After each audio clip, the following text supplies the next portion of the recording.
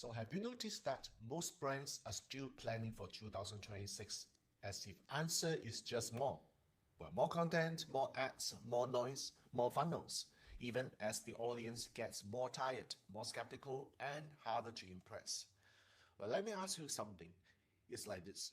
Trust is now playing in the same big league as price and quality. So if people only buy from brands they trust, well, why are so many marketers still trying to force people to pay attention? Well, it's like trying to shout a plant into growing. Well, it doesn't work. Big studies are now confirming that we are already feel well, an overwhelming number of people say they have to trust a brand before they even think about buying. Well, if 2026 is the year of the fire horse, which of course it is, a rare energy that only comes once every 60 years. Do you really think this is the kind of year where brands get away with just being louder? Or is that the kind of year where everyone has a magnifying glass and your smallest mistake becomes a giant bonfire? Well, your bad name will spread like wildfire before you can even type, sorry, re-apologize. Well, whatever you're planning for 2026, stop. Look at it again. The old playbook of just flooding the channels and hoping that volume will magically create trust is a huge liability. Well, this isn't because of some new app. It's because people are tired. They have a built-in filter for nonsense, and brands built on noise will get treated like noise. We see brands just churning out stuff like a factory, but people are getting smart. They are saying they are rather trust a brand that has a real human behind it, not some robot copywriter. Well, so let's break this down. I'm going to show you why just making more noise will backfire, why the fire horse is the perfect way to understand this high-speed, high visibility market, and why the only things that will matter are authority, value, and community.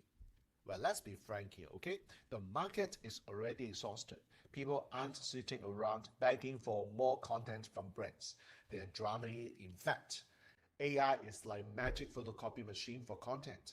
It can make 1,000 copies easy and cheap. But the problem is this. It's just copies of the same boring thing.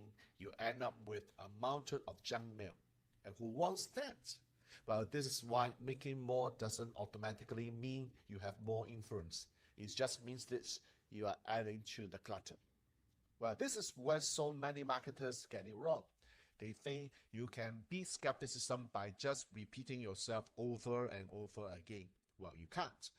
When people are already tired and suspicious, repetition just becomes irritation, isn't it? They are not looking for more brand noise. They are actually looking for stability and a reason to believe. They aren't rewarding whoever talks the most. They are rewarding whoever feels credible. Well, I wouldn't call this content saturation, my friends. That's too soft. This is a trust recession. People don't believe what they see anymore, and the flood of generic junk has made it worse. If your answer to trust recession is just to post more, you are accelerating your own irrelevance. Now let's talk about 2026 properly. The Chinese calendar calls it Binghu or Fire Horse Year, which kicks off around Feb 4 of the year. And the last one was actually 60 years ago, which was 1966. Now I'm not telling you the fire horse is some mystical and manager in the sky deciding your budget. Well, calm down first. Think of the fire horse not as a fortune cookies prediction, but as a weather forecast. The forecast for 2026 is this: fast winds, high heat, and zero hiding spots. The horse means speed and momentum. Fire means everything is visible and happens faster. In the higher fire environment, attention moves quickly, mistakes surface quickly, and brand damage spreads faster than most teams are prepared for. And this is why I keep saying louder marketing will backfire. More visibility is not automatically a good thing. Visibility is a test. If your message is shallow, if your offer is weak, and your content feels like it was made by a machine, then more exposure just means this. More people will notice you are not worth trusting. The problem is not spotlight. The problem is what the spotlight reveals. Make sense? So the first fatal mistake is playing the volume game. It is the belief that whoever publishes the most wins. AI makes it painfully easy to generate endless blog posts, endless videos, and endless everything. The result isn't authority. The result is sludge. And consumers are not stupid. They are getting better at spotting the bland, repetitive, lifeless content that has no real human experience behind it. And if your advice sounds like it came from a machine, guess what? People will think your brain is also a machine. No real experience, no real wisdom, and no trust. In a skeptical market, that's poison. So in 2026, this gets even uglier. When you flood channels with junk, you are training your audience to see you as clutter.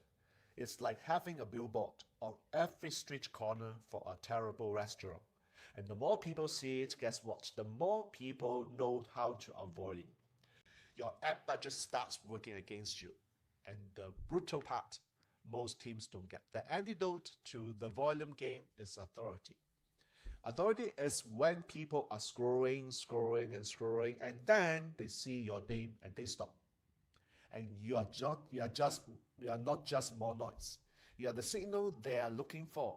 The kind of trust is valuable, isn't it? Studies make it very clear. Brands are now competing on trust just as much as they compete on price and quality. Well, you may ask, how do you build trust? Well, you stop trying to be everywhere and start being undeniable. You pick a sharp point of view. You solve a specific problem. You speak from real experience, not synthetic certainty. And yes, a personal brand matters because people trust people before they trust a logo. This means being so clear and consistent that people know what you are about before you ever have to sell them anything. And discovery gets you seen, authority gets you chosen. The brands that survive in 2026 are not the ones that post the most. They are the ones that people remember when it's time to buy. And the second fatal mistake is dropping into a price war. Please don't do that. This is where scared marketers expose themselves. They assume that if attention is scarce, the easiest thing to do is offer a discount. So they slash prices and teach the customers to always wait for the next desperate moves.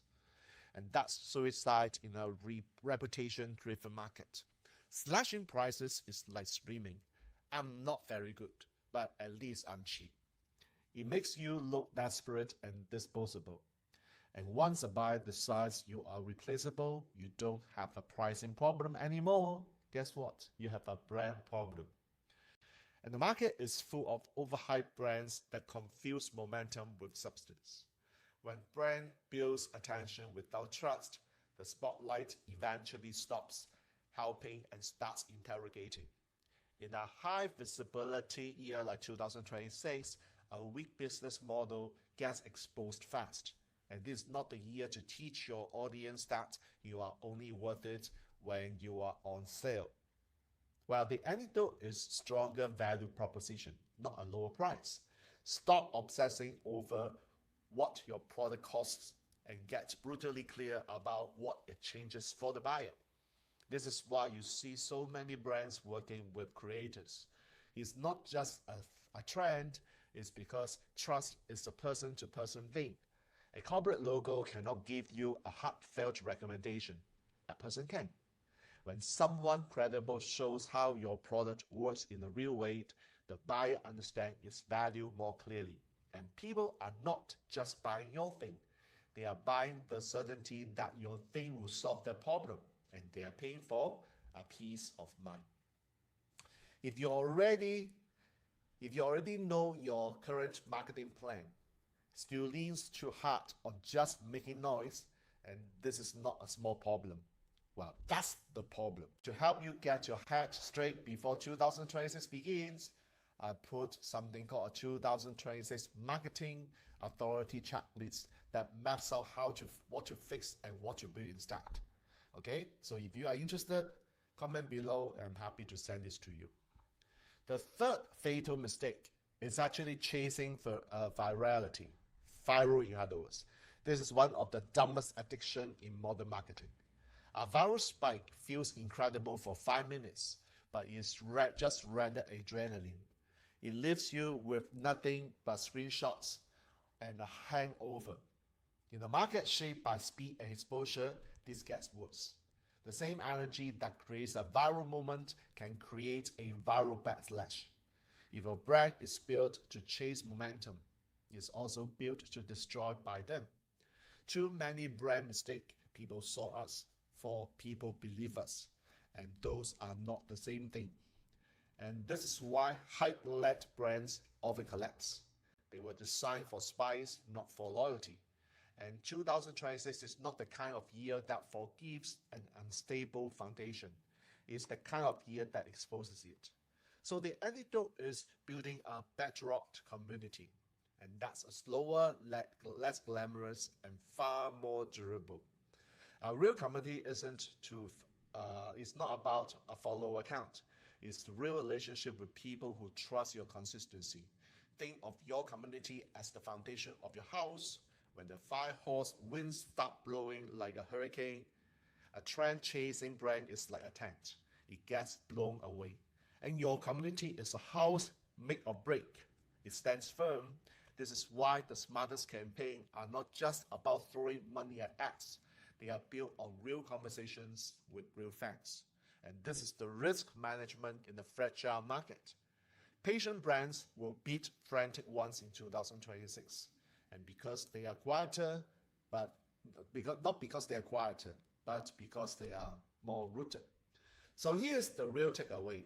The problem in 2026 is not that trust is harder to win. Sameness is easier to produce.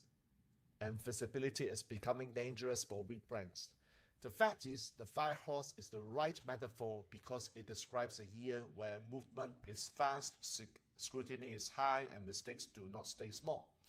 And this is why these 3 fatal mistakes will backfire. The volume game teaches the audience to ignore you. The price war teaches them to devalue you. And chasing viral moments teaches your business to depend on instability. And this is why the 3 antidotes matter more. The authority signal gives people a reason to trust you. The value proposition gives them a reason to pay attention to you. And the bedrock community gives your brand somewhere stable to stand when everything else gets louder and less reliable. So in 2026, you can still get attention. And that's not the hard part. The hard part is surviving what the attention reveals. The brands that win will not be the ones that produce the most. They will be the ones that are trusted enough to matter when everyone else is too busy manufacturing noise. So the question is this: what do you think is the biggest marketing challenge for you in 2026? Is that attention, is that trust, or AI sameness? Well, drop a comment below, and if you want more deep dives on how to think properly in a high visible market, well, subscribe to my channel, click like of this video, and share this with other people who benefit from this. And let's talk about this further. Thank you very much. I'll see you in my next video.